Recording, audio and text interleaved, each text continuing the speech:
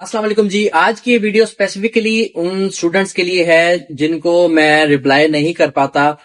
हमारे YouTube channel के ऊपर कुछ ऐसे स्टूडेंट्स हैं जिन जो कमेंट करते हैं रेगुलरली। मैं सब फर्स्ट ऑफ ऑल तो मैं उनका बहुत ज्यादा शुक्रगुजार हूँ। Thanks, love you. मसरूफियत की वजह से मैं यहाँ पे प्रॉपरली रिप्लाईज नहीं कर पाता, तो मैंने सोचा आज उन कमेंट्स का मैं प्रॉपरली वीडियो फॉर्मेट में आप लोगों को रिप्लाई दे दूं ताकि आप लोगों के लिए आसानी हो।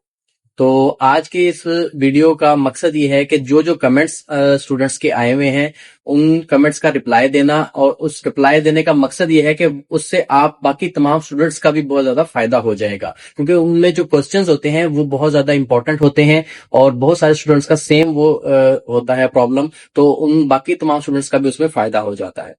तो आज हम कमेंट्स रीड कर लेते हैं, तो हम उसका आपको रिप्लाईज भी देंगे वीडियो फॉर्मेट में।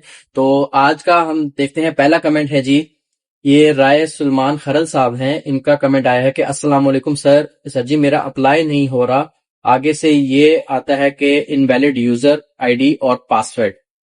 जी इसका आपके पास एक हल ये है कि सबसे पहले आपका जो इनवैलिड यूजर आईडी और पासवर्ड है, या तो आपका जो अकाउंट बना हुआ है वो जो आप वहां पे यूजर आईडी पासवर्ड दे रहे हैं वो करेक्ट नहीं है। आपने जो पहले अकाउंट बनाया था उस अकाउंट में आपका ये वाला यूजर आईडी पासवर्ड आपने नहीं लगाया था। अगर आप भूल रहे हैं तो इस वजह से आपका जो है यहाँ पे इनवैलिड आ रहा है।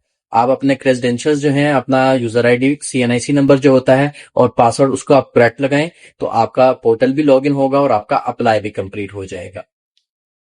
नंबर सेकंड पे है जी, हिना जबार साहिबा हैं कि सर अगर सेकंड ईयर एग्जाम दिए हैं पर रिजल्ट अनाउंस नहीं हुए हैं।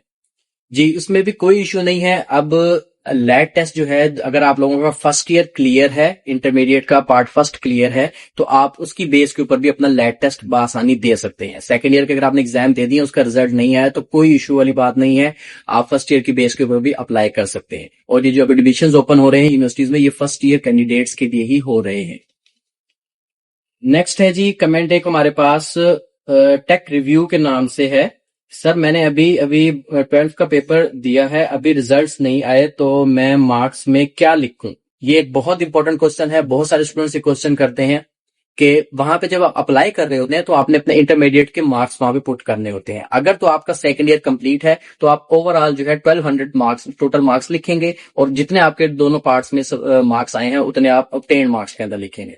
और अगर तो आपका 12th मतलब पार्ट सेकंड क्लियर नहीं है, आपने सिर्फ पार्ट फर्स्ट किया हुआ है, तो फिर आप टोटल मार्क्स जो है वो 600 लिखेंगे, और उसमें से आपके ऑब्टेन मार्क्स जितने भी हैं वो वहां पे आप लिखेंगे फर्स्ट ईयर के मार्क्स जो हैं। तो इस तरीके से आप अपने फॉर्म को फिलअप करें।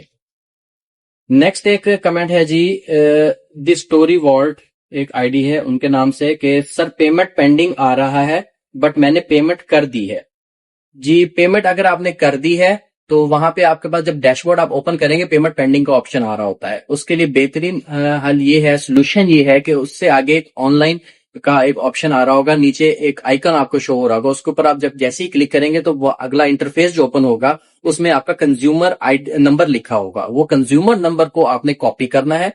कॉपी करने के बाद आपने अपने किसी भी बैंक ऐप के थ्रू, चाहे आप इजी पैसा से कर लें, चाहे जैस कैश से कर लें, या किसी भी बैंकिंग ऐप से आप कर लें, उसको आप ओपन करेंगे। वहां पे आप बिल्स एंड पेमेंट्स में जाएंगे और वन बिल इनवाइसेज या वन बिल वाउचर आप वहां पे सर्च करेंगे। जैसे ही वो सर्च करेंगे तो वहां पे आपसे वो कंज्यूमर नंबर मांगेगा। जो कंज्यूमर नंबर आपने यहां से कॉपी किया है वो कॉपी को आपने वहां पे पेस्ट कर देना है। जैसे ही पेस्ट करेंगे आपका जो चालान है 2010 रुपए का, वो ऑटोमेटिकली जनरेट हो जाएगा और आपने उसको पे नाउ कर देना है। पे करेंगे तो उसका जो स्क्रीनशॉट होगा वो आपने अपने पास प्रूफ के तौर पे रख लेना है, और आपका जो डैशबोर्ड के ऊपर पेमेंट पेंडिंग का जो स्टेटस आ रहा था वो ऑटोमेटिकली कुछ देर बाद, थोड़ा टाइम लग जाता है, आपका जो स्टेटस है वो सबमिटेड का आ जाएगा। सबमिटेड का जैसे स्टेटस आ गया इट मींस आपका अप्लाई कंप्लीट हो चुका है।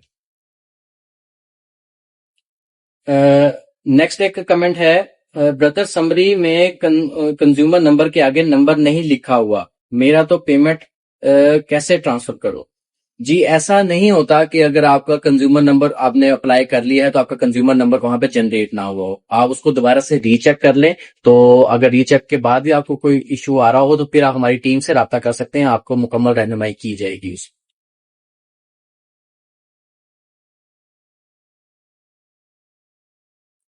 नेक्स्ट कमेंट है जी कि सर मेरी एजुकेशन टेलीकम्युनिकेशन इंजीनियर की है, 16 ईयर एजुकेशन और एज 26 है, लेकिन मैं लैट के लिए अप्लाई करना चाहता हूं, तो क्या मैं सिलेक्ट हो सकता हूं क्योंकि मैंने एलएलबी करना है?